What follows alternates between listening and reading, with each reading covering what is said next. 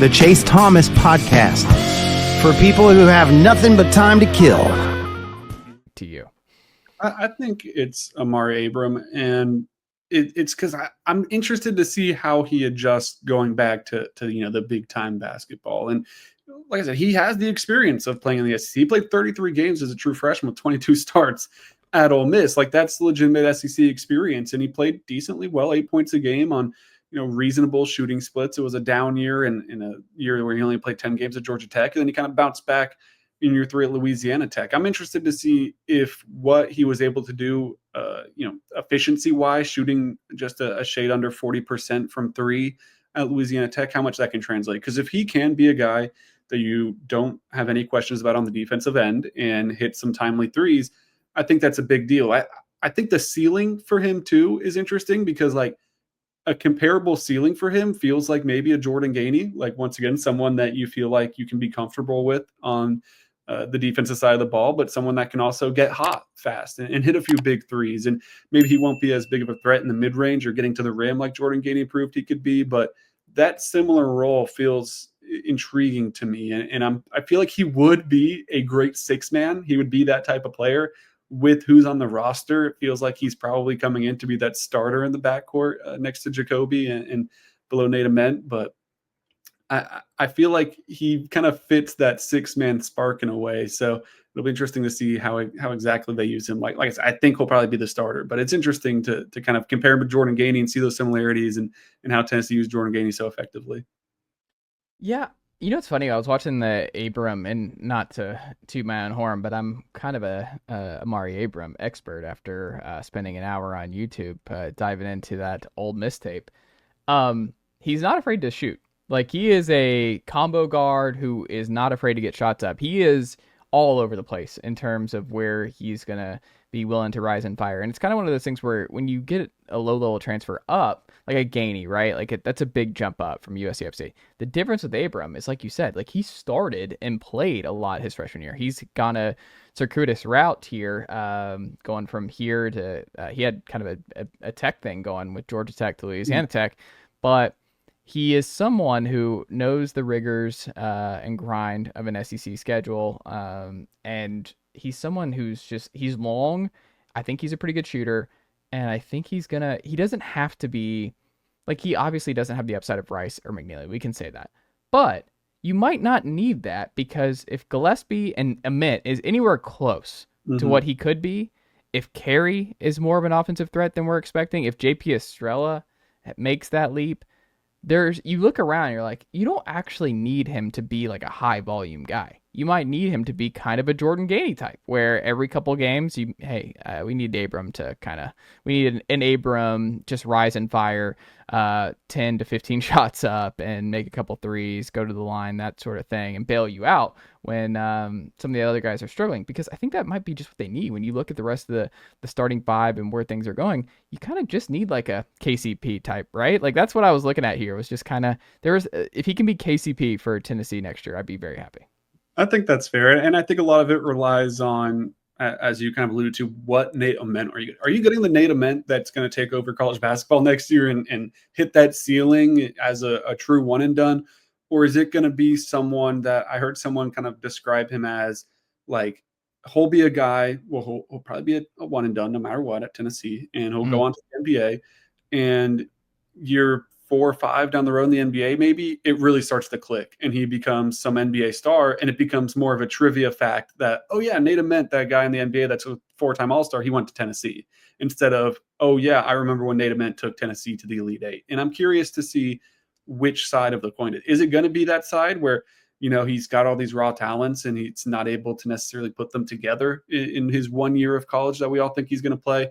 Or is he going to be someone that just takes over in year one? Because he certainly has the ability. As if you watch the film, he certainly looks like a guy that's capable of it. If you do get that side of it, then yeah, Amaree Abram, he doesn't have to do anything crazy. He needs to, space the floor, hit a couple shots, and play that good defense and be that KCP type of player. But to me, it depends, what are you getting out of Nate Ament? If you're getting the superstar, sure, not really anyone else needs to show up on the offensive side too much. Like, obviously, he can't do it all himself, but you don't have to rely as much.